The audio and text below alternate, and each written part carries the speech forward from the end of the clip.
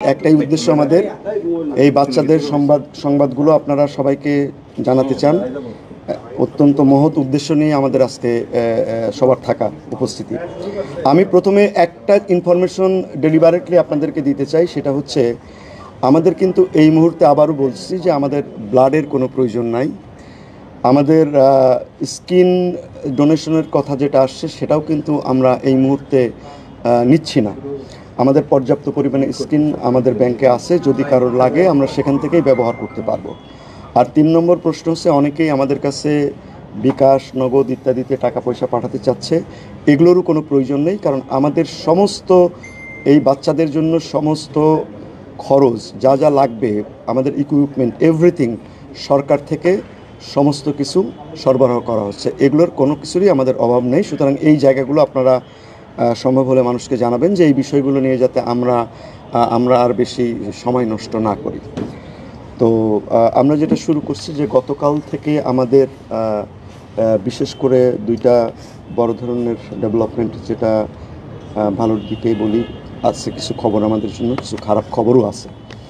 খারাপ খবর হচ্ছে গত 24 ঘন্টায় আমাদের আরও 2 জনের মৃত্যুবরণ হয়েছে, এবং এই 2 জনের একজন আজকে 1:55 মিনিটে মারা গিয়েছেন, আর একজন 4:30টার সময় মারা গিয়েছেন।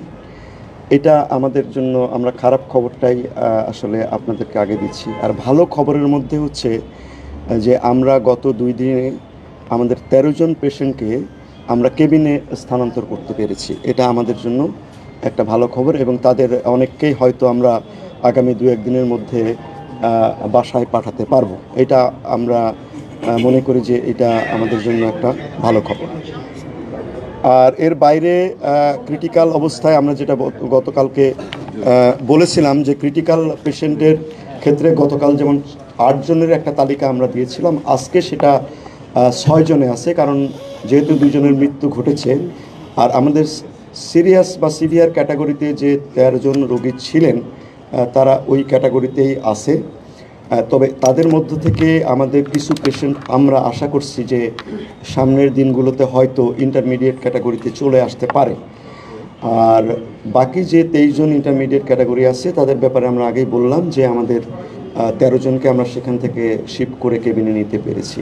এই যে 6 জন আছে, এই 6 জনের মধ্যে গতকাল যে অবস্থা ছিল তাদের মধ্যে 3 জনের অবস্থা তুলনামূলক একটু বেটার, বাকি 3 জনের অবস্থা অপরিবর্তিত আছে। এবং তাদের ব্যাপারেও আমরা একই সঙ্গে মিলে কি আমাদের এক্সটেন্সিভভাবে আমরা চিকিৎসাতে যাব সেই বিষয় নিয়ে আলোচনা হয়েছে, এবং অলরেডি আমরা সেই মতো চিকিৎসা কিছু জায়গায়, আমি এর আগে কিন্তু আপনাদের বলেছি যে বার্নের চিকিৎসা একটা ডাইনামিক প্রসেস, এবং প্রতি মুহূর্তে এটা চেঞ্জ হয়, এবং আমরা বিশেষজ্ঞ পর্যায়ে দিনে 2 বার করে এই ডিসিশনগুলো আমরা মডিফিকেশন করছি, এবং প্রত্যেকবারই আমাদের মাল্টিডিসিপ্লিনারি যে টিম আছে তাদের সঙ্গে আলোচনার ভিত্তিতে করছি। আর প্রতি মুহূর্তে তো আমাদের এই ডিসিশনগুলো বাস্তবায়ন করবার জন্য প্রতি মুহূর্তে প্রতি শিফটে আমাদের ডাক্তাররা, আমাদের নার্সরা কাজ করছে। আমাদের এই মুহূর্তে আমাদের হসপিটালে চিকিৎসাধীন আছে 42 জন, আর এর মধ্যে গত কয়েকদিনে মৃতের সংখ্যা 13 জন, আজকে 2 জন সহ মোট 13 জন। আইসিইউতে আছে কত? এই মুহূর্তে আমাদের আইসিইউতে আছে 8 জন রোগী।